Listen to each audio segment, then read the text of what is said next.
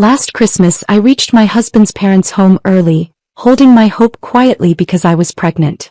But instead of joy, he accused me of carrying my boss's child. His words cut deeper than any wound, and he filed for divorce the same day. 3 weeks later, when I returned with the truth, every single face in the room turned pale. She's sleeping with him. With Grant. Her boss. I know she is. I stopped breathing. 10 feet from the kitchen doorway of my in-laws' house, arms full of Christmas gifts, 3 pregnancy tests wrapped in festive paper tucked inside my purse. And those were the words that shattered everything. My husband's voice.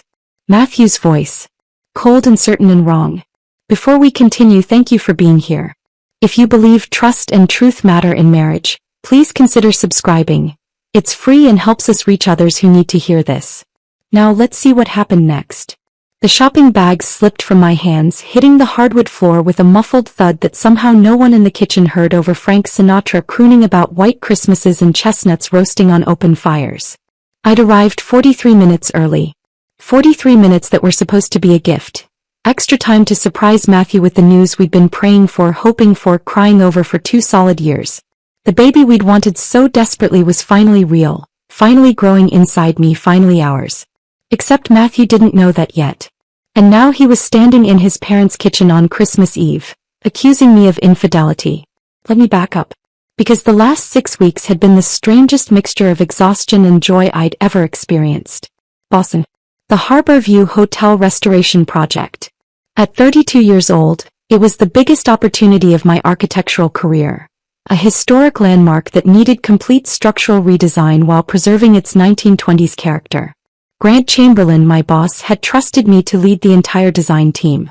15 people reporting to me. Millions of dollars in budget. It was everything I'd worked toward since graduating from design school. But 3 weeks ago something shifted. I started waking up nauseous. Not violently sick, just this persistent queasiness that made coffee smell like gasoline and turned my favorite breakfast bagel into something I couldn't even look at. I was exhausted by 2 in the afternoon, struggling to keep my eyes open during client presentations.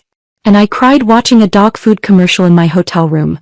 Actually cried over a golden retriever puppy reuniting with its owner. At first I blamed the stress. 80-hour work weeks will do that to you.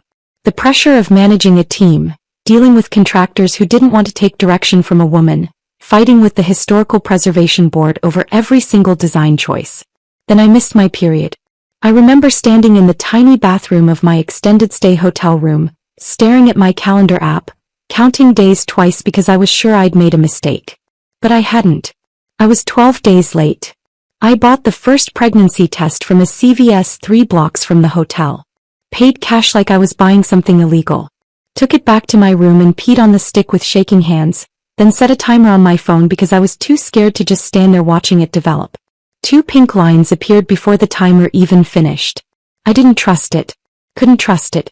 So I bought another test from a different pharmacy. A Walgreens this time, different brand, different cashier who wouldn't remember my face. That one was positive too. The third test I bought from a bodega that sold pregnancy tests next to lottery tickets and energy drinks. The cashier was a woman in her 60s who looked at me with kind eyes and said, "Congratulations, honey." I burst into tears right there at the counter. 3 positive tests. 3 separate confirmations of the thing Matthew and I had wanted for so long. We'd been trying for 2 years. 2 years of tracking my cycle, timing everything perfectly, monthly disappointments when my period arrived anyway. 2 years of watching friends announce pregnancies on social media while we smiled and congratulated them and went home to cry together. 2 years of doctor's appointments and fertility discussions and quiet conversations about whether we should consider other options. And now, finally, it had happened. But I was 3,000 miles away from my husband, living in a hotel room in Boston, working 16-hour days on a project I couldn't leave. And telling Matthew over the phone felt wrong. Like announcing something sacred through a screen instead of in person, where I could see his face light up, where we could hold each other and cry happy tears and start planning our future as parents. So I kept it secret. Made an appointment with a women's health clinic in Boston to confirm the pregnancy and make sure everything was developing normally. Charged it to our joint credit card because I had nothing to hide. It never occurred to me that Matthew would see the charges and create an entire conspiracy theory around them. I went to 3 appointments over the course of 3 weeks. Each time, Dr. Sarah Mitchell confirmed what I already knew. I was pregnant, approximately 9 weeks along, everything progressing normally. Each time, I left with more excitement and more impatience to tell Matthew in person. Christmas Eve was going to be perfect. I'd arrive at his parents' house, pull him aside before the party started, and give him the wrapped pregnancy tests. I'd practiced what I'd say 100 different ways. Sometimes simple, "We're having a baby." Sometimes elaborate, "I have an early Christmas present that's going to arrive in June." Sometimes just handing him the tests and watching his face as he figured it out. My flight from Boston was scheduled to land at 7:15, which would get me to the Thornton house by 7:30, perfect timing for the party at 8. But the flight left early and caught strong tailwinds. We landed at 6:30 instead. I was thrilled. It meant I'd have even more time alone with Matthew before his family arrived. Private time to share our news, to watch him process it, to hold each other before we had to share our joy with everyone else. The rental car drive from the airport was only 17 minutes. I spent the entire time checking my phone, resisting the urge to text Matthew that I was coming early. The surprise was too important. I wanted to see his face when I walked through that door. I pulled into the Thornton driveway at 6:47. Matthew's truck was parked out front, which meant he was already there helping his parents set up for the party. The 2-story colonial house was lit up against the December darkness, Christmas lights outlining the roof and windows, a wreath on the front door that Caroline had made herself from pine branches and red ribbon. This house held so much of our history. 5 Christmases celebrated here. Countless Sunday dinners where Caroline cooked too much food and sent us home with leftovers. The New Year's Eve party 7 years ago where Matthew had first kissed me at midnight.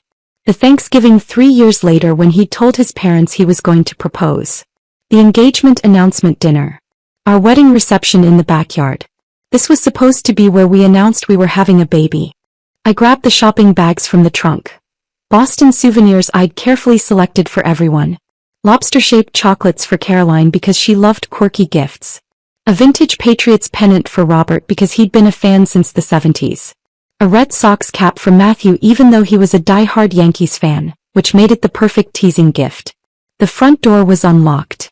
Family tradition. Caroline said locked doors made guests feel unwelcome, made them feel like they were intruding instead of joining a celebration. I stepped inside quietly, shopping bags rustling against my winter coat. The house smelled exactly right. Cinnamon from Caroline's famous cinnamon rolls that she made every Christmas Eve. Pine from the massive tree in the living room that probably violated fire codes with how many lights were strung on it.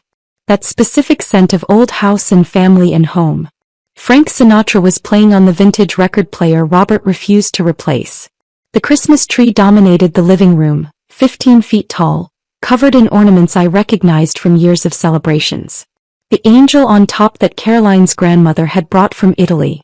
The handmade ornaments from Matthew's childhood. The first Christmas together ornament we'd bought our first year married. I could hear voices coming from the kitchen. Matthew's voice. I smiled, shifted the shopping bags to one arm and started walking toward the sound. I was going to interrupt them. Walk into that kitchen and surprise my husband and announce that our lives were about to change in the most beautiful way possible. But then I heard my name. And the way Matthew said it made me freeze. Aria's been acting strange for weeks. His voice had an edge I'd only heard a handful of times in 5 years of marriage. When he was dealing with contractors who'd screwed up a project. When he was frustrated and angry and trying to stay controlled. Secretive. Distant. She's been in Boston for 6 weeks and every time I call she sounds guilty. I stood there in the hallway between the living room and kitchen, bags cutting into my hands, not understanding what I was hearing. Caroline's voice soothing, "Matthew honey, you're imagining things. He's working hard. That hotel restoration is the biggest project of her career. She's sleeping with him." Matthew cut his mother off. "With Grant. Her boss. I know she is." The shopping bags fell from my hands. Grant Chamberlain was 53 years old. He'd been married to Patricia for 27 years. They had 2 kids in college. A daughter studying veterinary medicine at Cornell and a son doing engineering at MIT. Grant showed me pictures of them on his phone at least once a week, usually while telling some embarrassing dad story about their childhood. He called me kiddo. He sent me home early when I worked past 7 because he said young people needed work-life balance more than they needed overtime pay. 2 months ago he'd sat me down in his office and given me a 20-minute lecture about not sacrificing my marriage for my career, about how he'd almost lost Patricia in his 30s because he'd prioritized projects over date nights and forgotten that success meant nothing if you came home to an empty house. The idea of anything inappropriate between us wasn't just wrong. It was absurd. Impossible. Insulting. But Matthew kept talking and I kept standing there in that hallway listening to my husband build a case against me like he was some prosecutor presenting evidence to a jury. Think about it, Dad. Matthew's voice had taken on this horrible reasonable tone, like he was explaining something obvious that everyone else was too blind to see. We haven't been intimate since August. Not once. She always has an excuse. Too tired, too stressed, headaches, work problems. And I tried. God knows I tried. But she kept pushing me away. That was true. We hadn't made love since that last weekend in August before we'd both left for our separate projects. But it wasn't because I was cheating. It was because I'd been exhausted from traveling back and forth to Boston for preliminary meetings. Because Matthew had been stressed about the Portland expansion falling behind schedule. Because we'd both been too tired to connect physically even though we still loved each other. At least I thought we still loved each other. And now she's in Boston for 6 weeks, Matthew continued. 6 weeks away from home working 16-hour days with Grant. They're together constantly. Every site visit, every client meeting, every design review. She talks about him in every phone call. Grant thinks this, Grant suggested that, Grant approved my proposal. I had talked about Grant a lot. Because he was my boss. Because his approval mattered for my career. Because when you're leading a major project you reference the person you report to. It was professional, not personal. But Matthew had taken every casual mention of Grant's name and turned it into evidence of an affair. Robert's voice cut through the kitchen, sharp and careful. Matthew, these are serious accusations. Do you have actual proof? Have you seen them together? Has anyone told you they're having an affair? I don't need someone to tell me. Matthew's voice went hard. I can feel it. I know my wife. Or I thought I did. She's been pulling away from me for months. Since September. She stops texting me back as quickly. Our phone calls got shorter. She sounds distracted when we talk, like she's thinking about something else. Someone else. I'd been distracted during our calls. Because I'd been nauseous and trying to hide it. Because I'd been researching pregnancy symptoms on my laptop while talking to him. Because I'd been planning how to surprise him with the news and trying not to accidentally reveal it too early. Everything Matthew was saying was technically true. But the conclusion he'd drawn was so wrong it felt like he was talking about a completely different person. Caroline spoke up and I could hear the tension in her voice. She was trying to defend me while also being careful not to completely dismiss her son's feelings. Sweetheart, I think you're reading too much into normal things. Aria's working on the biggest project of her career. Of course she's distracted and tired. That doesn't mean she's unfaithful. She's pregnant, Mom. The words came out flat. Dead. Final. My hand shot out to grab the wall because my knees went weak. The shopping bags I'd been holding had already fallen, scattered across the hardwood floor. The Patriots pennant half visible through torn wrapping paper, lobster chocolates spilled from their box. No one in the kitchen heard the noise. They were too focused on what Matthew had just said. How do you know she's pregnant? Robert's voice had gone very quiet. That was his tell. When Robert Thornton got quiet, it meant he was either very concerned or very angry, and you didn't want to be on the receiving end of either. I saw the credit card statement. Matthew's voice picked up momentum, like he'd been waiting to share this evidence. 3 charges to the same women's clinic in Boston. Boston Women's Health. October 15th, October 29th, November 12th. Different amounts. $175, $220, $195. I looked it up. Those are prenatal appointment costs. Initial visit, follow-up, ultrasound. The timeline matches perfectly. My prenatal appointments. The ones I'd scheduled to make sure the baby was healthy before I told Matthew. The ones I'd charged to our joint credit card because I had nothing to hide, because this baby was ours. Because I never imagined my husband would see medical bills and create a conspiracy theory instead of just asking me about them. And you think she's pregnant with another man's child because? Caroline's voice had an edge now. She was getting defensive on my behalf, and part of me loved her for it even as I stood frozen in that hallway unable to move or speak or breathe. Because we haven't slept together since August, Mom. Matthew said it like he was explaining something to a child. And she's getting prenatal care in November. Do the math. If she got pregnant in August, she would have known by September. She would have told me.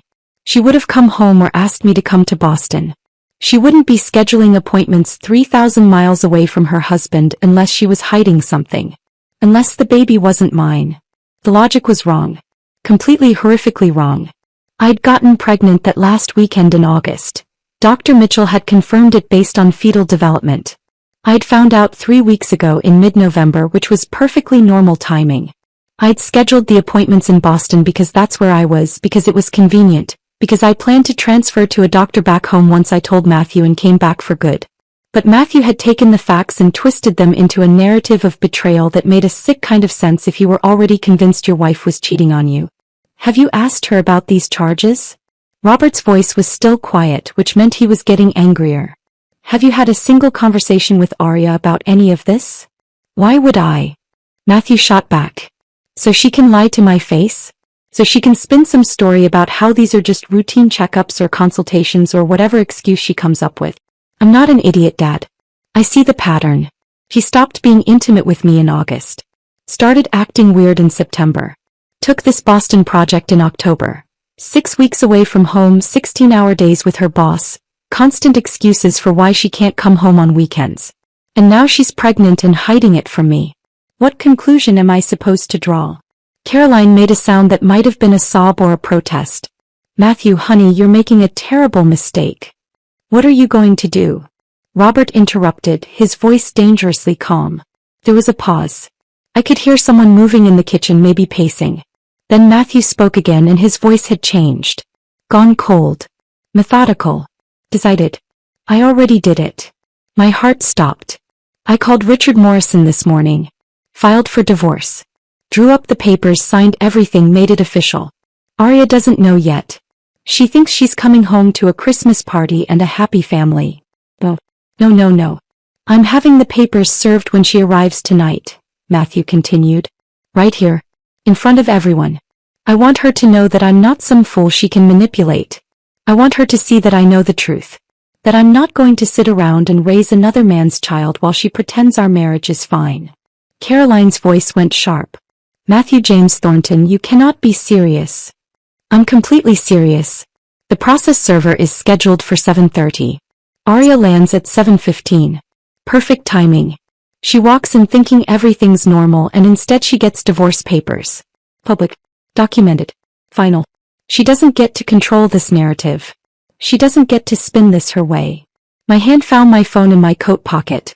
My fingers moved automatically, muscle memory, typing out a text to Matthew even though I couldn't see the screen through the tears that had started falling without my permission.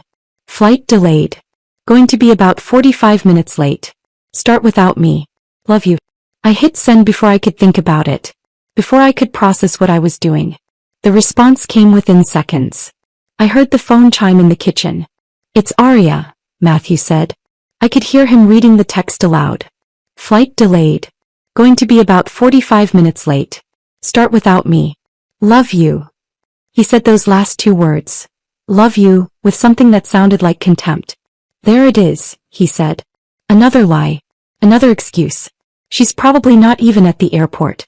Probably at Grant's apartment or some hotel, trying to buy herself more time before she has to face me. Drive safe, he texted back. I stared at those 2 words on my screen. Drive safe. He was planning to serve me divorce papers in front of his entire family in 45 minutes. And he was telling me to drive safe like everything was normal. Like he was a concerned husband worried about his wife traveling in winter weather. I backed away from the kitchen on legs that didn't feel like my own. My shoulder hit the doorframe. My foot caught on one of the fallen shopping bags. I didn't care. I walked back through that living room where we'd celebrated so many Christmases, past the tree covered in our shared history, past the mantle holding photos of our wedding and anniversary parties and family gatherings. I walked out the front door into the December cold and stood on the porch where Matthew had kissed me under mistletoe 3 years ago. And I pulled out my phone again. There was only one person I could call. One person who might understand. One person who knew both of us well enough to tell me if I was losing my mind or if my husband had already lost his. The phone rang twice before David answered. Arya. His voice was tight, stressed, wrong. Where are you? Sitting in the driveway, I said, my voice barely above a whisper. At your house. About to be served divorce papers. The silence on David's end stretched so long I thought the call had dropped. Then I heard him exhale, long and shaky. You know. It wasn't a question. I heard everything, I said. Got here early. Wanted to surprise Matthew. Instead I got to hear him tell his parents I'm pregnant with my boss's baby and that he's filing for divorce. Arya. David's voice cracked. Jesus. I'm so sorry. Matthew called me this morning. Told me what he was planning. I swear to God I tried to talk him out of it. I told him he was being insane, that he needed to talk to you first, that he was making assumptions based on nothing. But he wouldn't listen. I watched the Thornton house through the windshield, saw shadows moving behind the kitchen curtains. Matthew was probably still in there, still building his case against me to parents who were trying to talk sense into him. He's convinced himself of this whole story, David continued. He's taken every little thing, the distance, the work stress, the credit card charges, and woven it into this narrative where you're the villain. Nothing I said could change his mind. He kept saying he could feel it, that he knew, that all the evidence pointed to an affair. The baby is his, David. My voice broke on the words. The baby is his. We conceived in late August, that last weekend before we both left. I haven't been with anyone else.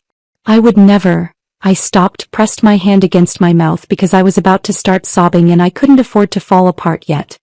I believe you, David said immediately. Of course I believe you. But Matthew's not thinking straight. He's been spiraling for weeks. The Portland project is falling behind schedule and his company's threatening to pull him off it. His dad keeps making comments about grandchildren. James announced Sarah's pregnancy last month and Matthew's been weird about it ever since. And then you're in Boston and distant and he created this conspiracy in his head and now he can't see past it. I closed my eyes. Matthew's younger brother James. His wife Sarah. They'd announced their pregnancy at Thanksgiving dinner. 12 weeks along, due in June. Everyone had been so happy for them. I'd watched Matthew smile and congratulate them, but I'd also seen something flash across his face. Something dark that I'd dismissed as stress but now realized might have been jealousy or inadequacy or both. And I'd been keeping my own pregnancy secret. Waiting to tell him in person. Not knowing he was interpreting my silence as betrayal. What do I do? I asked David. Do I go in there? Let him serve me papers in front of everyone? Try to defend myself against accusations I shouldn't have to defend against? You have two choices, David said carefully. You can go in there tonight, face this on Matthew's terms, defend yourself in front of his family while he's already decided you're guilty. Or you can leave. Regroup. Get proof. Come back when you're ready to fight this on your terms, not his. The first option made my stomach turn. Walking into that house. Matthew's cold eyes. His parents watching. Being handed divorce papers like I was some stranger being served a lawsuit. Having to defend my character, my fidelity, my love while carrying our child and no one believing me because Matthew had already poisoned them against me. The second option felt smarter. Colder. More strategic. What kind of proof would I need? Medical records, David said without hesitation. Conception timeline from your doctor. Something that shows conclusively when this baby was conceived. Something Matthew can't deny or dismiss or twist into his narrative. I thought about Dr. Mitchell. About the ultrasound images. About the detailed timeline she'd shown me of fetal development that pinpointed conception to late August with medical precision. I need 3 weeks, I said. What are you thinking? I'm thinking I'm going to get every piece of evidence that proves this baby is Matthew's. Medical records. Conception timeline. Witness statements from Grant and his wife. Work calendar showing I was never alone with him inappropriately. Phone records proving I've been calling Matthew regularly, being transparent. Everything. I'm going to document every single thing so when I come back here, Matthew can't twist the truth anymore. David was quiet for a long moment. When you come back it's going to get ugly. It's already ugly, I said. I'm just making sure the truth is uglier than his lies. Okay. David's voice steadied. Hey. I'll help however I can. I'll tell Matthew your flight got cancelled. I'll buy you the time you need. But Arya? When you do this, when you come back with all that evidence, you need to be prepared for what happens next. This isn't just about proving him wrong. This is about whether your marriage can survive him not trusting you enough to ask before accusing. I knew that. God, I knew that. But I pushed it aside because I couldn't think about that yet. Couldn't process what it meant that my husband had chosen paranoia over a simple conversation. 3 weeks, I repeated. I'll call you if I need anything.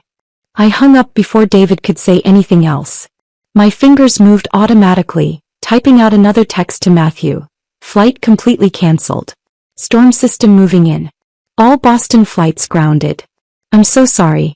I'll try to get home tomorrow. Merry Christmas. I love you. The response took longer this time. Long enough that I wondered if he'd stopped believing my excuses entirely. Then my phone buzzed. Disappointing but not surprising. Merry Christmas.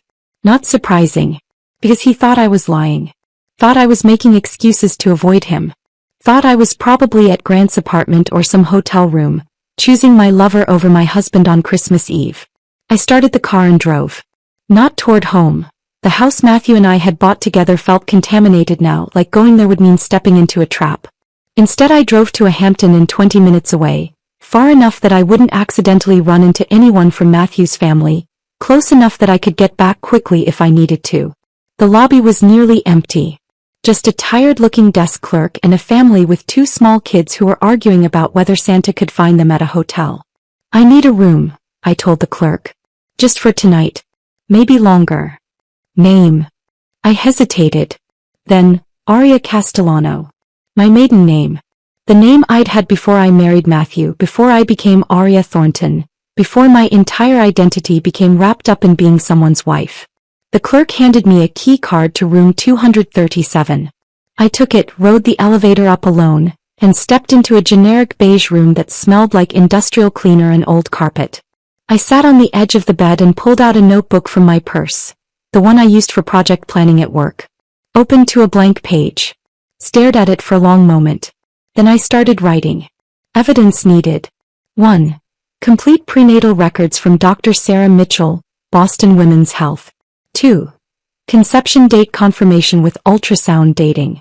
3. Credit card statements showing Boston clinic charges, already have. 4. Work emails / calendar proving Grant and I were never alone inappropriately. 5. Phone records showing regular calls to Matthew, evidence of transparency. 6. Character witnesses, Grant, his wife Patricia, Boston colleagues. 7. Legal consultation defamation and false accusations. 8. Documentation of Grant's whereabouts during alleged affair. By midnight I had a plan. Appointment scheduled. A timeline mapped out. Dr. Mitchell's office first thing Monday morning. A lawyer consultation Tuesday. A private investigator Wednesday to document Grant's activities and alibi for any dates Matthew might claim we were together. I wasn't fighting for divorce. I was fighting for truth. And when I walked back into the Thornton house in 3 weeks, I would make absolutely certain that everyone in that room understood what Matthew had done to his wife and child based on nothing but paranoid delusion. Christmas Day I stayed in that hotel room. I ordered room service, scrambled eggs that I could barely stomach through the pregnancy nausea. I called my mother and lied, told her I wasn't feeling well, that I was staying in Boston an extra week to rest before traveling. She believed me because why wouldn't she? I'd never given her reason to doubt me before. I called Grant at 2 in the afternoon. He answered on the 3rd ring, sounding confused. Aria? Everything okay? I thought you were heading home for Christmas. I need a favor, I said. A big one. I explained everything. Matthew's accusations. The divorce papers. The timeline of my pregnancy that Matthew had twisted into evidence of infidelity. Grant went completely silent and for a horrible moment I thought the call had dropped. Then, he thinks we're having an affair. Yes. He thinks, Aria, I'm old enough to be your father. I have kids your age. Patricia and I have been married for 27 years. How could he possibly? I need you and Patricia to write statements, I interrupted gently, confirming our professional relationship. Your calendar records showing we were never alone together outside of work. Anything that proves this is all in Matthew's head. Grant made a sound that might have been anger or disbelief or both. Of course. Absolutely. Whatever you need. This is insane, Aria. I'm so sorry you're dealing with this. Patricia called an hour later. I could hear the fury in her voice before she even said hello. Grant told me what Matthew accused you of. That boy has lost his mind. I've met Matthew. We've had him and you over for dinner. He's seen us together. How dare he create this fantasy about my husband having an affair with you? I need evidence, I said. Statements. Documentation. Something Matthew can't twist or dismiss. You'll have it, Patricia promised. I'll personally document every single interaction Grant had with you in Boston. Every meeting, every site visit, every coffee break. Matthew's going to regret ever doubting you. The next 3 weeks became a blur of systematic evidence gathering. Dr. Mitchell's office Monday morning, where I sat in an examination room and explained why I needed detailed medical documentation of my pregnancy timeline. Dr. Mitchell was horrified. Angry on my behalf in a way that made me want to cry with gratitude. Your husband thinks you're carrying another man's child based on credit card charges? She shook her head. That's not how marriage should work, Arya. You shouldn't have to prove your fidelity with medical records. But she gave me everything anyway. A complete report showing conception window August 20th through 26th based on fetal development. Confirmation that my pregnancy timeline was perfectly consistent with my first prenatal visit. Documentation of every appointment, every test, every piece of medical evidence that proved this baby was conceived exactly when and how I said it was. I built my case piece by piece. Medical records. Work calendars. Email logs. Phone records showing I'd called Matthew nearly every night from Boston. And with each piece of evidence I gathered, I felt myself changing. Hardening. Becoming someone who documented and strategized instead of someone who trusted and loved freely. I wasn't sure I liked who I was becoming. But I was certain I needed to be her to survive what came next. On Tuesday morning, I walked into Jennifer Hartman's office building feeling like I was preparing for battle instead of trying to save my marriage. The law firm occupied the 8th floor of a downtown high-rise. One of those places with marble floors and glass walls and furniture that cost more than most people's cars. The receptionist directed me to a corner office where Jennifer Hartman sat behind a massive mahogany desk covered in case files and legal journals. She was younger than I expected. Maybe 40, with dark hair pulled back in a sleek bun and sharp eyes that missed nothing. She stood when I entered, shook my hand with a firm grip, and gestured to the leather chair across from her desk. Mrs. Thornton. Thank you for coming in. Can I get you anything? Water, coffee, tea. Water would be good, I said because my mouth was dry and I'd already had 2 cups of coffee that morning trying to calm my nerves. Jennifer poured water from a glass pitcher into a crystal glass and set it in front of me. Then she sat back down, pulled out a yellow legal pad and clicked her pen. Tell me everything, she said. From the beginning. So I did. I told her about Boston and the pregnancy and the secret I'd been keeping. About arriving early on Christmas Eve and hearing Matthew accuse me of infidelity. About the divorce papers he'd filed, the public humiliation he'd planned, the narrative he'd built in his head based on credit card charges and paranoia. Jennifer took notes without interrupting. Her face stayed professionally neutral, but I saw her eyebrows rise slightly when I mentioned Matthew planning to serve me papers in front of his family. When I finished, she set her pen down and studied me with those sharp eyes. You have grounds for a defamation suit if he's made these accusations publicly, she said. Telling his parents you're having an affair with your boss, claiming you're pregnant with another man's child. That's defamatory. You also have grounds for emotional distress claims. The mental anguish of being falsely accused, the stress during pregnancy, the damage to your professional reputation if word gets out. We could build a strong case. I took a sip of water. I don't want to sue him. I just want to prove he's wrong. Jennifer leaned forward, elbows on her desk. Arya, I have to ask you something and I need you to be honest with yourself when you answer. Are you sure you want to fight for this marriage? A man who would accuse you of infidelity without asking you first, who would file for divorce without a single conversation, who would plan to humiliate you publicly at a family gathering. That's not a man who trusts you. That's not a man who respects you. Is that really what you want to fight to keep? The question landed in my chest like a stone. I'd been so focused on gathering evidence, on proving Matthew wrong, on showing him the truth that I hadn't stopped to ask myself the deeper question. Did I want to stay married to someone who thought so little of me? He's scared, I heard myself say. His brother just announced a pregnancy. His father keeps making comments about grandchildren. Matthew's been struggling with the Portland project and feeling inadequate. I think he convinced himself I was leaving him because some part of him believed he deserved to be left. Jennifer's expression didn't change. That explains his behavior. It doesn't excuse it. Fear and insecurity might explain why he created this narrative, but they don't justify what he did to you. You understand that, right? I did. God help me, I did. But there was still a part of me, the part that remembered Matthew proposing in that karaoke bar, the part that had stood beside him at our wedding, the part that was carrying his child, that wanted to believe we could fix this. I need the evidence first, I said. I need to show him he's wrong. Then we can deal with whether the marriage is worth saving. Jennifer looked at me for a long moment like she was trying to decide whether to push harder or let it go. Finally, she nodded and opened a folder on her desk. Everything you need is here, she said, sliding it across to me. Sample documentation for medical timeline, template for witness statements, guidance on what kind of evidence will be most effective. I've also included information on your legal options if you decide you want to pursue defamation or emotional distress claims later. She paused, then added more quietly, but Arya? Think carefully about what you're fighting for. Because proving him wrong and saving your marriage aren't necessarily the same thing. I took the folder and left her office with those words echoing in my head. Wednesday afternoon, I met Grant and Patricia at a small coffee shop 3 blocks from the Harborview Hotel. It was one of those independent places with mismatched furniture and local art on the walls. The kind of spot where Grant and I had grabbed coffee a dozen times during the project, always with other team members, always talking about work. Grant saw me first. He stood up from the table he'd claimed in the back corner, and I saw how tired he looked. How worried. Patricia was with him. She stood too, and before I could say anything she pulled me into a hug.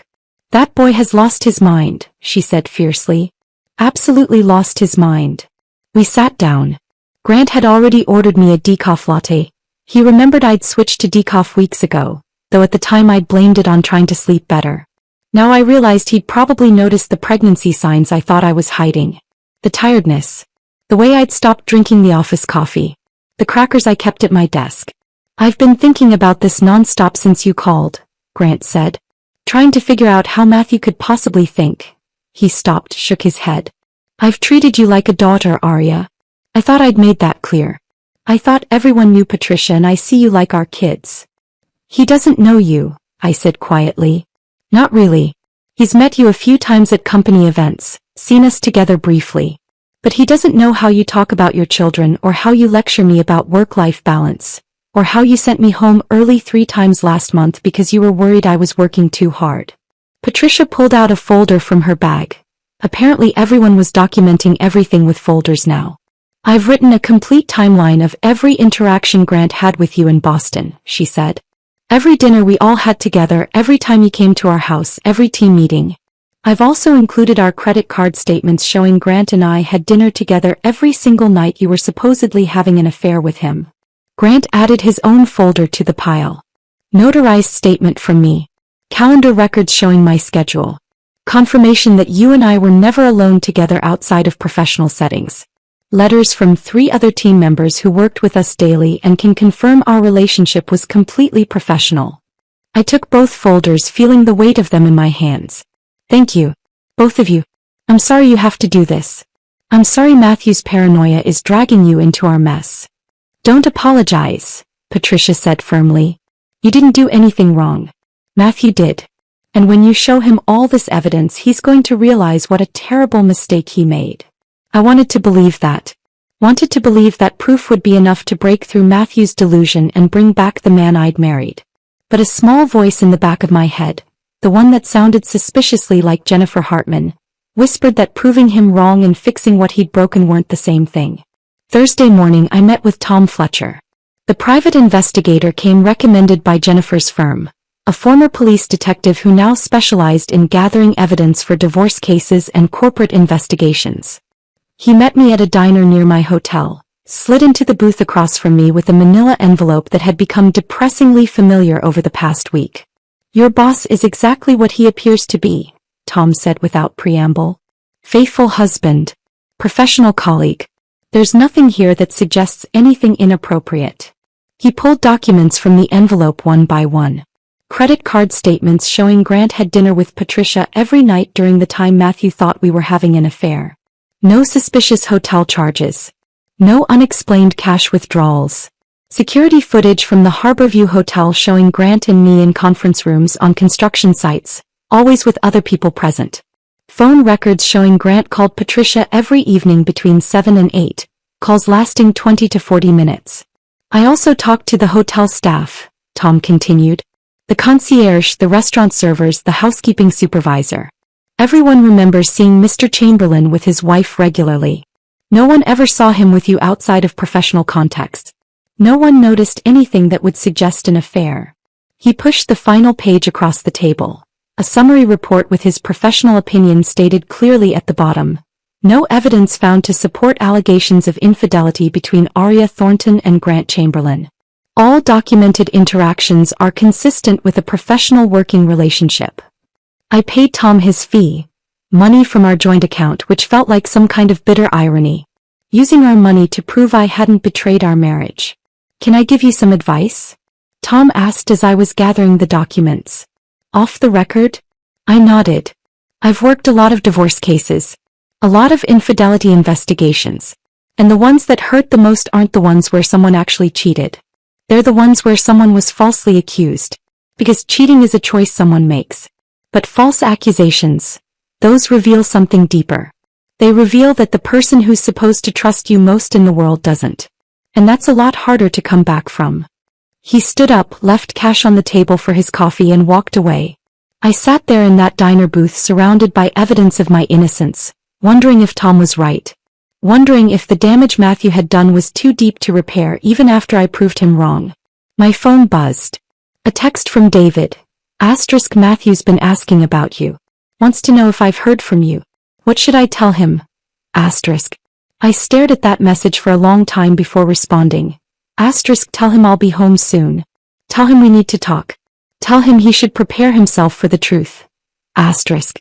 Then I added one more folder to my growing collection of evidence and started planning exactly how I was going to walk back into that house and make Matthew face what he'd done. David called me on a Friday night, 11 days into my self-imposed exile. I was sitting in my hotel room reviewing all the evidence I'd gathered, organizing it into categories. Medical, professional, financial, testimonial, when my phone lit up with his name. I need to tell you something, he said without preamble. Something about Matthew. Something that might help you understand why he lost his mind like this. I set down the folder I'd been holding and pressed the phone closer to my ear. I'm listening. Do you remember Thanksgiving dinner? At the Thornton house. I did. Matthew and I had both been there taking a break from our respective projects. It had been one of the last times we'd felt like a normal couple, sitting around Caroline's dining table with the whole family, eating too much turkey and pretending everything was fine. Robert made a comment. David continued. About grandchildren. He was talking to James and Sarah about the baby, and then he looked at Matthew and said something like, well, at least someone's giving us grandkids. Matthew and Aria are too busy with their careers to think about family. I closed my eyes. I hadn't heard that comment. I'd been in the kitchen helping Caroline with dessert. But I could imagine how it had landed on Matthew. How it would have felt like confirmation of every inadequacy he'd been carrying. It was supposed to be a joke, David said. You know how Robert is. He doesn't think before he speaks sometimes. But Matthew took it hard. I saw his face. Saw something shut down in him. Why didn't you tell me? Because Matthew asked me not to. Said he didn't want you to feel bad about it. Said it wasn't a big deal. David's voice went rough. But then a week later, James and Sarah announced their pregnancy. 12 weeks along. Due in June. And Caroline cried. Like actually cried with happiness. And Robert kept talking about how excited he was to be a grandfather, how James was giving them such a gift. I remembered that announcement. Remembered the way Matthew had smiled and congratulated his brother. Remembered thinking he seemed a little off, a little distant, but I'd blamed it on work stress. Matthew's been comparing himself to James his whole life, David said quietly. James was the better athlete. James got better grades. James got the bigger promotion at his company. And now James was giving their parents grandchildren while Matthew was still childless after 5 years of marriage. We were trying, I said, voice breaking. We'd been trying for 2 years. I know. But Matthew didn't see it that way. He saw failure. And when you went to Boston and started acting distant, when you stopped answering his calls as quickly, when you sounded distracted during conversations, he convinced himself you were pulling away because he wasn't good enough. So he created a story where I was cheating. It was easier to believe you were unfaithful than to believe you just didn't want him anymore. David exhaled slowly. The affair narrative gave him something to blame. Someone to be angry at. It was better than sitting with the possibility that he simply wasn't enough for you. I thought about that. About Matthew's mind creating an entire conspiracy because facing his own inadequacy was too painful. It didn't excuse what he'd done, but it explained it in a way that made my heart ache instead of just burn with anger. There's something else, David said. Matthew's been seeing a therapist. Started in November, right after James's announcement. That stopped me cold. What? He didn't tell you because he was embarrassed. Thought it made him look weak. But he's been going every week. Trying to work through his depression, his feelings of inadequacy, his fear that he's failing at everything that matters. Matthew had been in therapy for 6 weeks and never said a word to me. We'd been so disconnected, so buried in our own separate struggles, that I'd completely missed the fact that my husband was falling apart. The irony wasn't lost on me. I'd been keeping the pregnancy secret to protect the surprise. He'd been keeping his therapy secret to protect his pride. We'd both been hiding things from each other in the name of love, and those secrets had nearly destroyed us. I thought you should know, David said. Before you go back there with all your evidence. Before you confront him. I thought you should understand that this wasn't just paranoia. It was pain. And fear. And a broken man who convinced himself the worst possible story because he couldn't face the truth. That he was struggling and needed help. We hung up shortly after. I sat there in my hotel room staring at the evidence folders spread across the bed, seeing them differently now. On the 13th day Caroline called. I'd been avoiding her calls since Christmas Eve, letting them go to voicemail, not ready to talk to Matthew's family until I had all my evidence gathered and my strategy planned. But something made me answer this time. Maybe David's revelation about Matthew's therapy. Maybe just loneliness and the need to hear a voice that had once felt like family. Arya, sweetheart. Caroline's voice was thick with tears. Please tell me what Matthew said isn't true. What did he tell you? That you're not coming home. That you've confirmed you want the divorce. That you're staying in Boston with... She stopped, couldn't finish the sentence. Anger flashed through me, hot and immediate. Matthew was still lying, still building his narrative, still making me the villain in a story I'd never agreed to be part of. That's not true, I said, voice harder than I intended. None of it's true. I'm gathering evidence to prove the baby is Matthew's. I'm coming home when I'm ready. And I never wanted this divorce. Matthew filed for it without ever asking me if the charges he saw on our credit card were what he thought they were. There was a long silence on Caroline's end. Then very quietly, he's been struggling, Arya. Did you know he's been seeing someone? A therapist. David told me. Yesterday. He started after Thanksgiving. After James's announcement. He's been dealing with depression, with feelings that he's not good enough, that he's failing everyone who matters. Caroline's voice cracked. I think some part of him convinced himself you were leaving because he believed he deserved to be left. I pressed my hand against my forehead, trying to push back the headache that was building behind my eyes. That doesn't excuse what he did, Caroline. It explains it. But it doesn't make it okay. I know. God, I know. What he did was terrible. Unforgivable. But Arya, he loves you. He's just so broken right now that he can't see past his own fear. We talked for 20 more minutes. Caroline told me about finding Matthew sitting in our old bedroom at their house, staring at our wedding photos. About him barely eating, barely sleeping. About the way he'd withdrawn from everyone since Christmas Eve, convinced he'd lost me forever. Part of me felt vindicated. Good. He should suffer. He should feel a fraction of the pain he'd caused me. But another part, the part that still remembered falling in love with him, that still carried his child, just felt sad. On the 15th day I drove to our house. I still had my keys. Matthew was at work. I'd confirmed with David before going. The house felt wrong the moment I stepped inside. Cold despite the heat being on. Empty despite being full of our furniture and belongings. Like it knew something had broken that couldn't be easily fixed. I walked through rooms that held 5 years of marriage. The living room where we'd binged entire TV series on lazy Sundays. The kitchen where Matthew had tried to cook me anniversary dinners that always ended with us ordering takeout because he'd burned something. The guest room we'd been planning to turn into a nursery. Our bedroom looked exactly how I'd left it 3 weeks ago. Bed made. My books still on the nightstand. Matthew's side of the closet still full of clothes. His journal sat on his nightstand. I'd never read Matthew's journal. He'd kept one since college. Told me once it helped him process his thoughts, work through problems on paper before they became overwhelming in his head. I'd always respected his privacy, never even been tempted to look.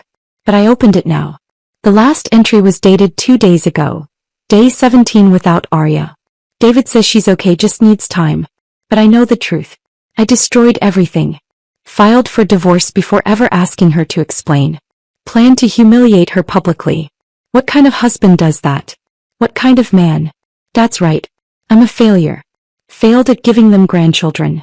Failed at keeping my wife. Failed at trusting the one person who deserved my trust most.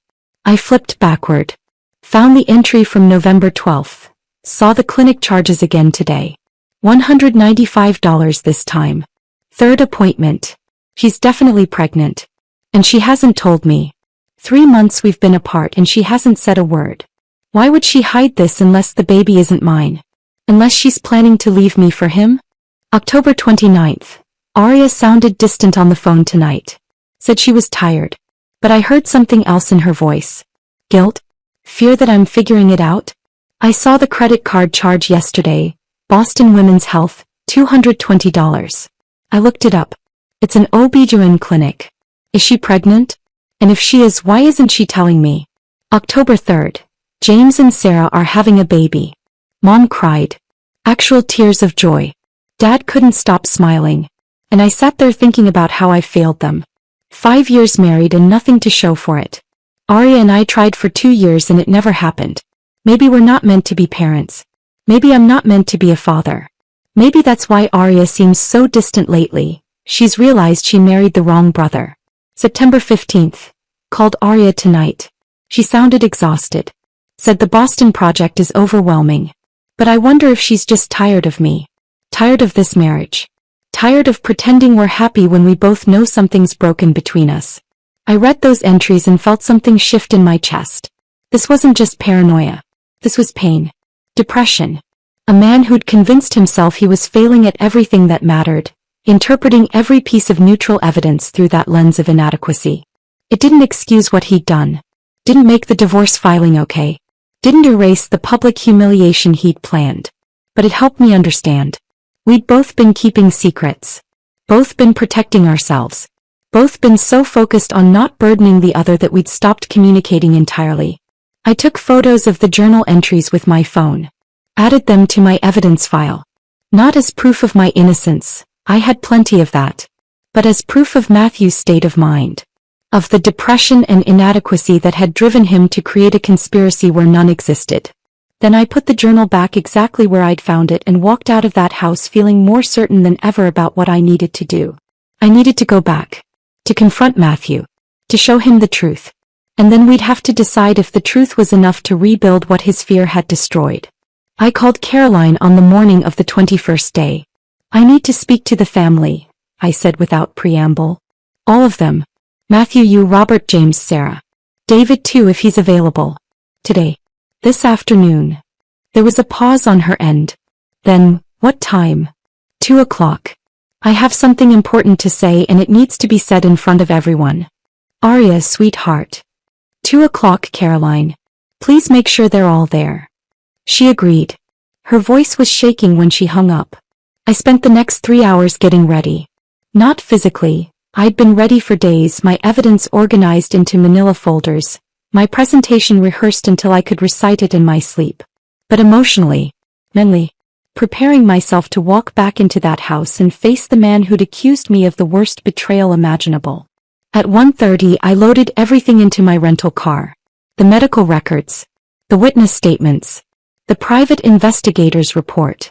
The ultrasound images. The pregnancy tests I'd wrapped in Christmas paper 3 weeks ago, still in their festive packaging, a gift that had never been opened. The drive to the Thornton house took 17 minutes. The same 17 minutes it had taken on Christmas Eve when I'd been excited and hopeful and completely unprepared for what I was about to hear. This time I knew exactly what was waiting for me. I pulled into the driveway at 1:57. Matthew's truck was there. So was James's SUV, David's sedan, and two other cars I didn't immediately recognize. Caroline had done what I'd asked. Gathered the family. Prepared them for whatever I was about to say. I sat in my car for a moment, hands on the steering wheel, breathing slowly. The baby, our baby, shifted inside me. Still too early to feel properly medically speaking, but I swore I felt it anyway. Felt the life we'd created together, the innocent party in all of this mess. At exactly 2 o'clock I got out of the car. The front door opened before I could knock.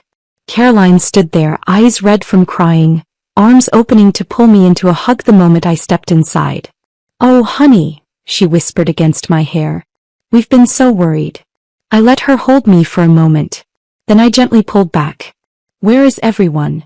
"Living room. Waiting for you."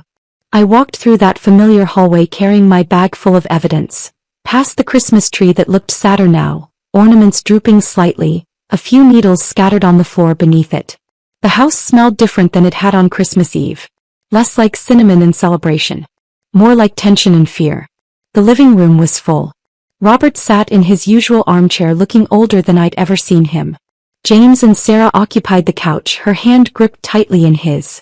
David stood near the doorway, positioned like he might need to intervene in whatever was about to happen.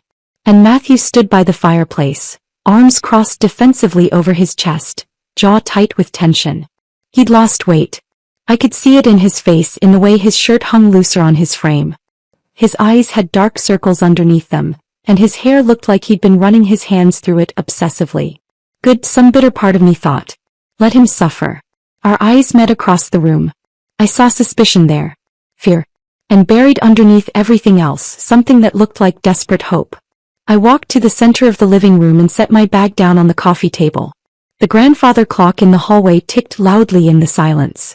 "Thank you for coming," I said, looking at each person individually. James, Sarah, David, Robert, Caroline, finally Matthew. I know this is unusual, but what I have to say needs to be said in front of everyone who matters. Because 3 weeks ago Matthew made accusations about me that involved this entire family. And now everyone deserves to hear the truth. Matthew's jaw clenched. His arms tightened across his chest. I opened my bag and pulled out the first item. The pregnancy test. Still wrapped in Christmas paper, red and green snowflakes on white background. A small bow on top that had gotten crushed during my hasty exit on Christmas Eve. I set it on the coffee table where everyone could see it. 3 weeks ago, I said, voice steady and clear, I arrived at this house 43 minutes early. I'd caught an earlier flight from Boston because I couldn't wait any longer to see Matthew. Because I had news. The best news. News I'd been keeping secret for 3 weeks because I wanted to tell him in person, to see his face when he found out.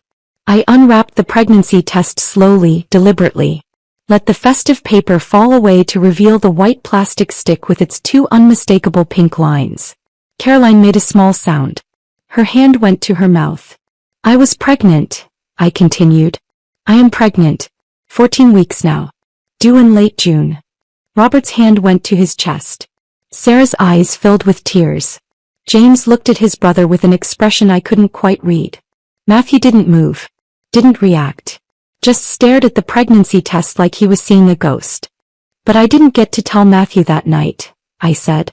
Because when I walked into this house early, when I came through that front door ready to surprise my husband with the gift we'd been praying for, I heard him tell you, I looked at Caroline and Robert, that I was pregnant with my boss's baby. That I'd been having an affair. That he was filing for divorce and planning to serve me papers in front of everyone at the Christmas party. The silence in the room was absolute. Even the clock seemed to stop ticking. So I left, I said simply. I didn't let him serve me. I didn't defend myself against accusations I shouldn't have to defend against. Instead, I spent 3 weeks gathering evidence. Proof. Documentation that would show beyond any doubt that Matthew was wrong. I pulled out the next folder. Dr. Mitchell's report.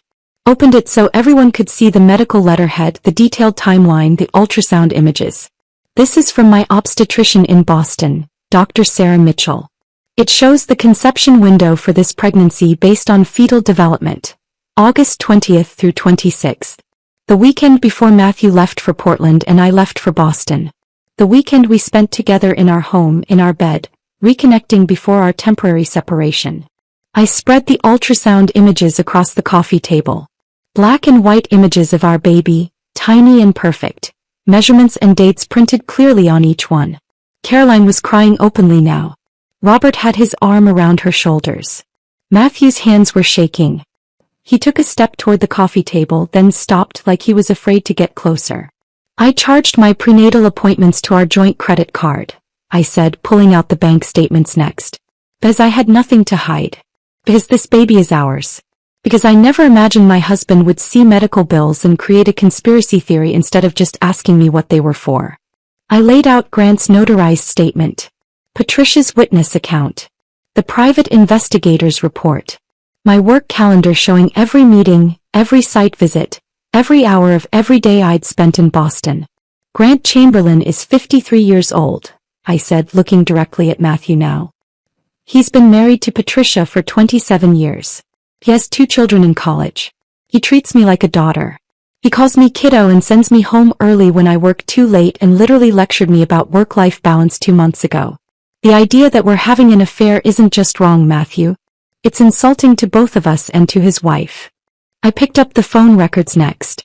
Page after page of calls from my Boston number to Matthew's cell. I called you almost every night, I said. Sometimes you answered and we talked for 5 minutes before you said you were tired. Sometimes you let it go to voicemail. But I called. Because I missed you. Because I loved you. Because even when I was exhausted and nauseous and hiding pregnancy symptoms, I wanted to hear your voice. Matthew's face had gone completely white. Bloodless. His hands weren't just shaking now, his whole body was trembling. This baby is yours, I said, voice cracking for the first time. Ours. Conceived in love. Conceived in our bed. Conceived when we were still happy and still trusted each other. I pulled out the last document. The divorce papers Matthew had filed. Set them on the coffee table next to the ultrasound image of our child. But you didn't trust me, I said softly. You didn't trust 5 years of marriage. You didn't trust the vows we made to each other. You saw credit card charges and created an entire narrative of betrayal without ever once asking me to explain. Without ever considering that maybe I had a good reason for those appointments. Without ever giving me the benefit of the doubt. Matthew reached for the ultrasound image with shaking hands. Picked it up carefully like it might break. Stared at the grainy black and white image of our daughter.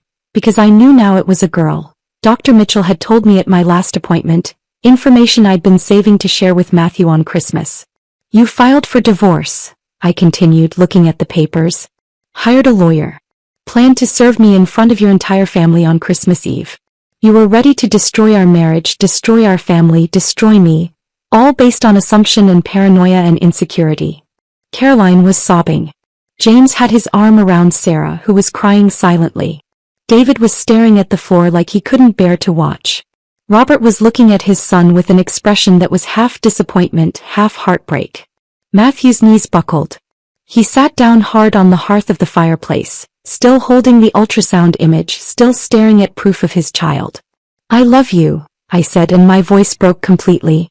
I have loved you since the night we met at that karaoke bar. I have been faithful to you every single day of our marriage. I would never ever betray you. But you didn't believe that. You didn't believe in us. And I don't know if I can forgive that. I picked up the divorce papers. So here's what's going to happen. You're going to call Richard Morrison and withdraw these papers. You're going to tell him you made a terrible mistake. And then you're going to decide what kind of man you want to be. The man who trusts his wife and fights for his family, or the man who throws it all away because he was too insecure to ask a simple question. I set the papers back down on the table. Picked up my bag. I'll be at the Riverside Hotel. Room 412. You have 48 hours to decide if you want to be a husband and a father. 48 hours to figure out who you are. I started walking toward the door. Aria, wait. Matthew's voice, broken and desperate and pleading. I turned back. Looked at him one more time. Saw the devastation on his face, the realization of what he'd done, the horror of almost losing everything. 48 hours, Matthew, I said quietly. Decide who you are. Then I walked out of that house and didn't look back. I drove back to the Riverside Hotel in a fog. My hands gripped the steering wheel so tightly my knuckles went white, but I barely registered the drive. Barely saw the roads or the other cars or the gray December sky threatening snow. All I could see was Matthew's face as I'd walked out. The devastation. The horror. The slow collapse of a man realizing he'd destroyed everything that mattered based on nothing but his own broken mind. Back in room 412, I sat on the edge of the bed and waited for something to happen. For relief or satisfaction or vindication.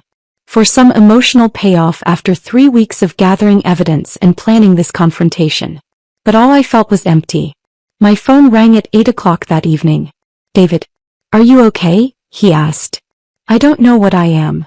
I wanted to tell you what happened after you left. Thought you deserved to know." I waited. "Matthew collapsed," David said quietly. "Not physically, he didn't pass out or anything. But emotionally. He just folded. Sat down on the floor holding that ultrasound image and sobbed. I've known Matthew for 15 years and I've never seen him cry like that. Never seen him break like that." I closed my eyes. Tried to feel something about that information. Couldn't quite access it. "Caroline tried to comfort him," David continued. "But Robert wouldn't let her for a while. He stood over Matthew and just tore into him. 20 minutes of brutal honesty about what it means to accuse your wife of infidelity without proof, about trust and marriage and how Matthew had dishonored both. I've never heard Robert that angry. Good, that bitter part of me thought again. Let his father be disappointed in him. Let him feel ashamed. James was worse in a way," David said. "He was quiet. Waited until Robert was done. Then he just said, 'You almost destroyed the best thing in your life because you felt inadequate? That's not strength, Matthew. That's cowardice.' And walked out." I imagined Matthew sitting on that floor, surrounded by evidence of his wife's innocence, being told by his father and brother that he'd failed as a husband. Part of me felt vindicated. Another part just felt sad. "He read everything," David said. "Every medical report, every witness statement, every piece of evidence you left. He kept saying she was telling the truth. The whole time she was telling the truth and I didn't believe her. Over and over like he couldn't process it. 'Why are you telling me this?' I asked. 'Because you deserve to know he's facing consequences.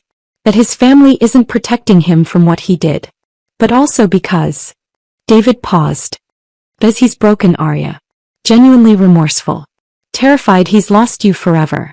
And I thought you should know that too." We hung up shortly after. I sat in that hotel room and tried to figure out what I was supposed to feel about Matthew being broken. Whether his pain balanced mine. Whether consequences felt like justice or just more hurt piled on top of hurt we'd both inflicted. The next morning I woke to someone knocking on my hotel room door. I checked the peephole. Caroline stood in the hallway, looking small and tired and older than I'd ever seen her. I almost didn't open the door. Almost pretended I wasn't there, that I'd gone out, that I wasn't ready to talk to Matthew's family yet. But something made me turn the deadbolt. "Please, Arya," Caroline said before I could speak. "Just 5 minutes." I let her in. We sat across from each other. Me on the bed, her in the single uncomfortable chair by the window, and she looked at me with eyes full of tears. She was trying not to cry. "I'm not here to make excuses for him," she said. "What Matthew did was unforgivable. Truly unforgivable. But I wanted you to understand where it came from. David already told me. Depression. Therapy. Inadequacy. It's more than that." Caroline twisted her hands in her lap. "Matthew has spent his entire life being compared to James. James was the better athlete in school. James got better grades. James got the scholarship to the better college. James got promoted faster at his company. Robert and I tried not to compare them, but families do it anyway. Friends do it. Teachers did it. And Matthew internalized all of it. I'd known some of this. Had seen the dynamic between the brothers at family gatherings, the way Matthew would sometimes get quiet when James talked about his accomplishments. When James announced Sarah's pregnancy at Thanksgiving, Caroline continued, something broke in Matthew. I saw it happen. Saw him smile and congratulate them while something inside him died. And then Robert made that comment about grandchildren. He didn't mean anything by it. He never thinks before he speaks. But it confirmed everything Matthew already believed about himself. That he was failing us. Failing you. Failing at being a man. That doesn't excuse what he did to me. I know. Caroline's voice cracked. I know it doesn't. But Arya, he's been in therapy since November. Trying to work through his depression, his feelings of inadequacy. He never told you because he was ashamed. Thought it made him look weak. And when you started pulling away, when you sounded distant on phone calls, when you stopped texting as much, his broken mind filled in the gaps with the worst possible story. He could have asked me, I said. One simple question. Arya, I saw charges to a clinic in Boston. What are they for? That's all it would have taken. But he didn't ask. He decided I was guilty and filed for divorce. Caroline nodded, tears spilling over now. You're right. You're absolutely right. And there's no excuse for that. But Arya, he loves you.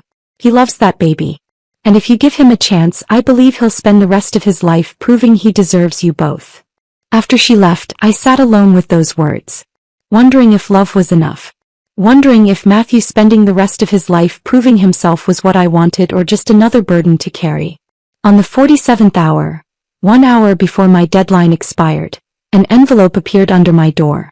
I recognized Matthew's handwriting immediately.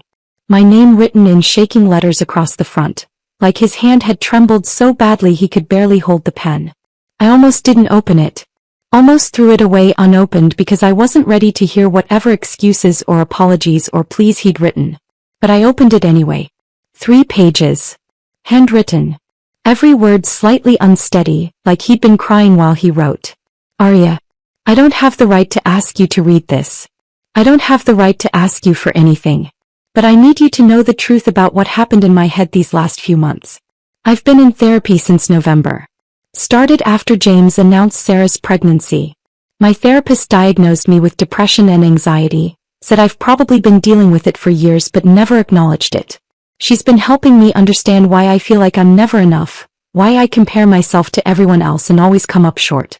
When you went to Boston, I was happy for you. Proud of you. That hotel restoration was everything you'd worked for. But then you started sounding different on our calls. Distant. Tired. And my broken brain started whispering that you were pulling away because you'd realized you could do better than me. I saw the credit card charges to the clinic. Should have asked you about them. Should have trusted you. But part of me believed I deserved to be betrayed.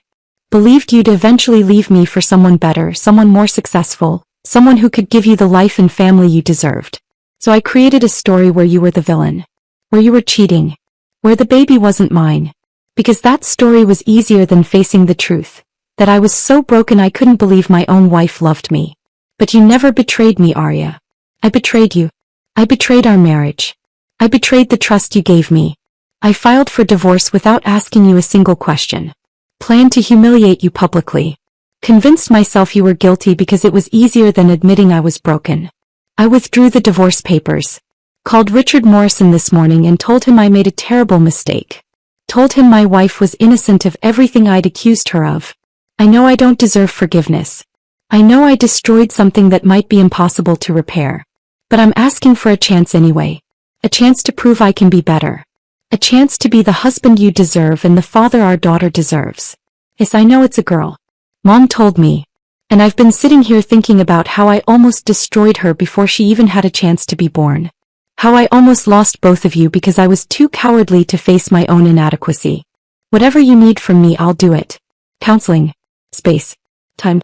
Complete transparency about my therapy and mental health. Anything. Everything. I love you, Arya. I've loved you since that karaoke bar 7 years ago. And I'm so sorry. Matthew. I read the letter 3 times. Let the words sink in. Felt them chip away at the armor I'd built over the last 3 weeks. At exactly hour 48, someone knocked on my door. I knew who it was before I looked through the peephole. Matthew stood in the hallway looking like he hadn't slept in 3 weeks. Eyes red and swollen. Face drawn and pale. Hands shaking as he held a folder against his chest like it was the only thing keeping him together. I opened the door. I withdrew the papers, he said immediately. Voice hoarse, broken. Called Richard this morning. It's done. The divorce is cancelled. I waited. Didn't invite him in. Just stood there in the doorway while he struggled to find words. I'm so sorry, he finally said. I was scared and stupid and I let my insecurity destroy us. I should have trusted you. Should have asked you about those charges instead of assuming the worst. Should have believed in us. I looked at this man I'd married 7 years ago. The man who'd proposed to me in a karaoke bar while drunk on cheap beer and confidence. The man who'd promised to love me in sickness and health for better or worse. He'd broken those promises. But standing here looking at him, I could see he understood exactly how badly he'd broken them. If this is going to work, I said quietly, we have conditions. Hope flared in Matthew's eyes. Desperate, cautious hope. Marriage counseling, I said. Twice a week. Non-negotiable. You need to figure out why you didn't trust me. Why you let your depression and fear turn into accusations. Yes. Anything. You're moving out. Temporarily. I need space. I need time. You can be involved with the pregnancy, with doctor appointments, with everything. But I can't live with you right now. Can't sleep next to someone who thought I was capable of that kind of betrayal. Pain flashed across his face, but he nodded. Hey, whatever you need. Complete transparency about your therapy, I continued. About your depression, your medication if you need it, your mental health. No more secrets. No more hiding things to protect me or protect your pride. I promise. And Matthew. I looked him directly in the eyes. If you ever accuse me of something like this again, I'm gone. No second chances. No counseling. Just done. Do you understand? I understand. I stepped back. Let him into the room. Watched him move carefully, like he was afraid sudden movements might shatter whatever fragile thing we were trying to rebuild. Can I see it? He asked quietly. The ultrasound? Our baby. I pulled it from my bag. The image I'd been carrying for 3 weeks. Our daughter, tiny and perfect. Measurements showing she was healthy and growing exactly as she should be. Matthew took it with trembling hands.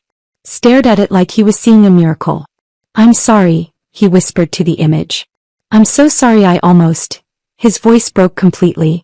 I watched him cry over our daughter and felt something crack in my chest. Not forgiveness.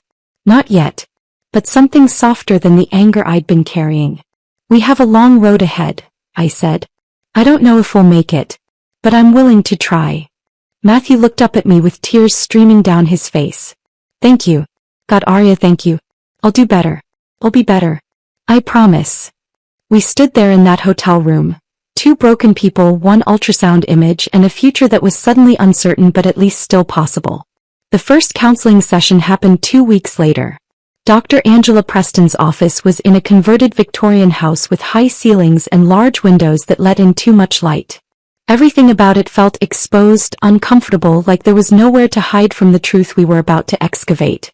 Matthew and I sat on opposite ends of a burgundy couch that was too small for the distance we needed between us. Dr. Preston sat across from us in a leather chair, a notebook balanced on her knee, studying us with the kind of quiet attention that made me want to confess everything or run from the room entirely. Why don't we start with what brought you here, she said. Her voice was calm, practiced, the voice of someone who'd heard every marriage crisis imaginable and knew none of them were actually unique. I looked at Matthew. He looked at the floor. My husband accused me of having an affair, I said, while I was pregnant with his child. He filed for divorce without ever asking me if his accusations were true. Dr. Preston's pen moved across her notebook. And Matthew, is that accurate from your perspective? Matthew's hands clenched into fists on his thighs. Yes. I saw charges to a prenatal clinic and I convinced myself she was pregnant with another man's baby. I didn't ask her about it. I just assumed. And I was wrong about everything. Tell me what happened, Arya, Dr. Preston said. From the beginning. So I did.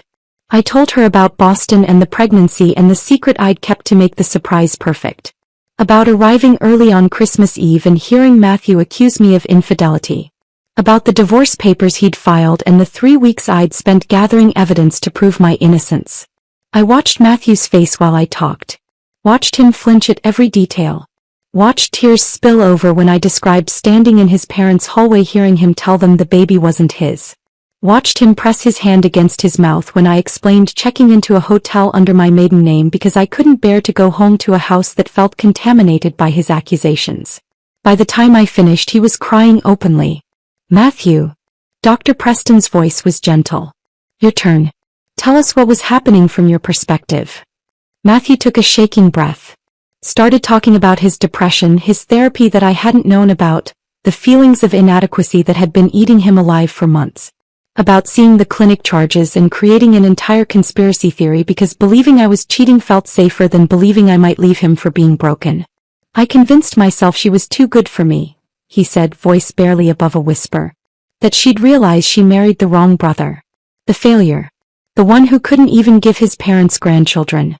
So when I saw evidence that she was pregnant and hadn't told me, my brain filled in the gaps with the worst possible story. Because I believed I deserved the worst. Dr. Preston was quiet for a long moment after we both finished. Then she set her notebook aside and looked at us with an expression I couldn't quite read. You're both victims of the same thing, she said. Miscommunication and fear.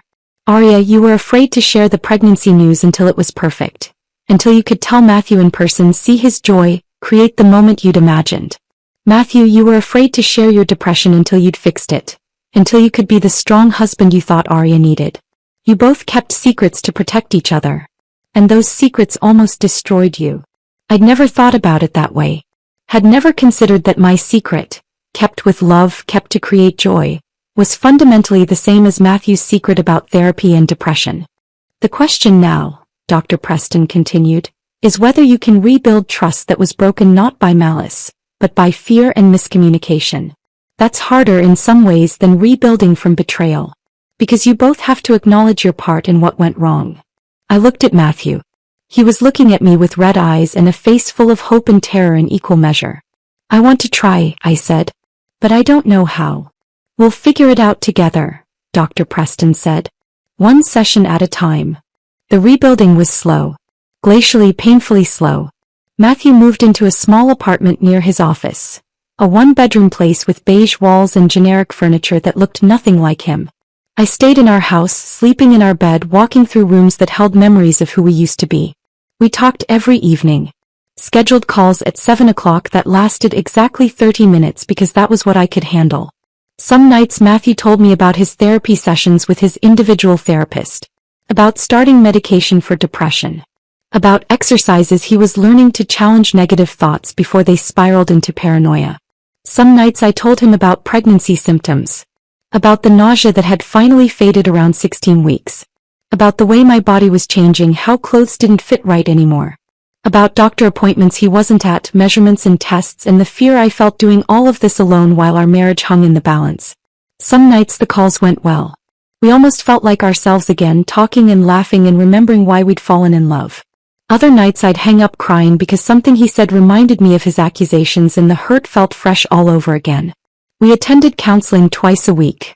Tuesday and Thursday evenings, sitting on that burgundy couch while Dr. Preston asked questions that made us both uncomfortable and necessary. Slowly, very slowly, I began to see changes in Matthew. He started asking questions instead of making assumptions. You sounded tired on the phone last night. Is everything okay with the pregnancy? Instead of, you sounded distant, are you pulling away from me? He started expressing fears instead of hiding them. I'm scared you're never going to forgive me, instead of staying silent and letting the fear fester into paranoia. He started trusting that showing vulnerability wouldn't make me leave. Started believing slowly that maybe he was enough. At 18 weeks pregnant, I had a major ultrasound appointment. Dr. Mitchell's office called to confirm the time and asked if I wanted to bring anyone. I said no automatically, then immediately felt guilty about it. That night on our scheduled call, I mentioned the appointment to Matthew. I'd really like to be there, he said carefully. If you're comfortable with that. I know I don't have the right to ask. But I've missed so much already and I'd like to see our baby. If that's okay. I thought about it for a long time. Thought about whether I was ready to share something so intimate with someone who'd hurt me so deeply. Okay, I finally said. You can come. He showed up at the clinic 15 minutes early, holding flowers and a teddy bear that was absurdly large and completely premature for a baby who wouldn't be born for months. I didn't know what to bring, he said, looking embarrassed. I just wanted to bring something. We sat in the waiting room making awkward small talk about weather and work until the technician called my name. The examination room was small and dim. I lay on the table while the technician squeezed cold gel onto my stomach and Matthew stood awkwardly by the wall, unsure where to position himself. You can come closer, I said quietly. He moved to stand beside me, close enough that I could smell his cologne, the same one he'd worn since we started dating, familiar and achingly nostalgic. Then the technician moved the wand across my stomach and our daughter appeared on the screen. She was perfect. Fully formed now, no longer the grainy abstract shape from earlier ultrasounds. I could see her profile, the slope of her nose, the curve of her spine. She moved while we watched, stretched, shifted, brought a tiny hand up near her face. "Everything looks great," the technician said. "Measuring right on track. Strong heartbeat. Do you want to know the sex?" Matthew looked at me. I looked at him. Saw tears already forming in his eyes. "Yes," I said. "It's a girl," the technician announced. Matthew made a sound somewhere between a laugh and a sob. His hand reached out, hesitated, then carefully took mine. I let him hold it. Let our fingers intertwine the way they used to, back when touch between us was easy and natural instead of fraught with hurt. "A girl," he whispered, staring at the screen. "We're having a daughter." I watched him cry while looking at our baby girl. Watched him study every detail of the ultrasound like he was memorizing her. Watched him gently squeeze my hand like he was afraid I might pull away. "I'm going to be a better man for her," he said so quietly I almost didn't hear. "For both of you. I promise." I wanted to believe him. God, I wanted to believe him. 6 months after that terrible Christmas Eve, our daughter was born. Labor started at 3 in the morning. Contractions that woke me from sleep and sent me scrambling for my phone. I called Matthew first, before the hospital, before anyone else. He arrived at our house 20 minutes later, helped me to the car, drove to the hospital while I breathed through contractions and wondered if we were ready for this. Ready to be parents when we were still figuring out how to be married again.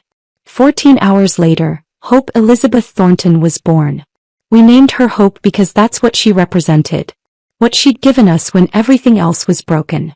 A reason to fight. Reason to try. Matthew held her first. The nurses placed her on my chest, but I was exhausted and shaking and I asked him to take her while I recovered. I watched him cradle our daughter with trembling hands, watched him cry while studying her tiny face, watched him whisper promises to her about being the father she deserved. We weren't healed. Not completely. I still had moments where I remembered his accusations and felt anger flash through me. He still had moments where his depression made him doubt everything, made him afraid I'd realize I'd made a mistake giving him another chance. But we were trying. We'd rebuilt our marriage slowly, honestly. With counseling and communication and trust we earned back brick by careful brick. 3 months after Hope was born, Matthew moved back home. Not because everything was perfect, but because we were ready to try being a family under one roof again. Ready to wake up together for middle-of-the-night feedings. Ready to share the exhaustion and joy of new parenthood. Ready to see if the foundation we'd rebuilt could hold the weight of real life. On our 6th anniversary, Matthew gave me a gift. A new wedding band. Rose gold, delicate, engraved on the inside with words that meant everything. Asterisk, I choose trust. Boys. Asterisk. I wore it next to my original ring. The one he'd given me 7 years ago when we were young and naive and thought love was enough. Now we knew better. Love wasn't enough.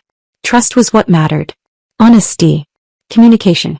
Choosing each other every single day even when it was hard. We'd survived the worst thing I could imagine happening to a marriage. And on the other side, we'd found something stronger than what we'd had before. Not perfect. We'd never be perfect. But real. Honest. Ours. And that was enough. If this story of betrayal and redemption had you holding your breath, hit that like button right now. My favorite part was when Aria walked into that living room and laid out every piece of evidence on the coffee table. What was your favorite moment? Drop it in the comments below. Don't miss more emotional stories like this. Subscribe and hit that notification bell so you never miss an upload. Never miss an upload.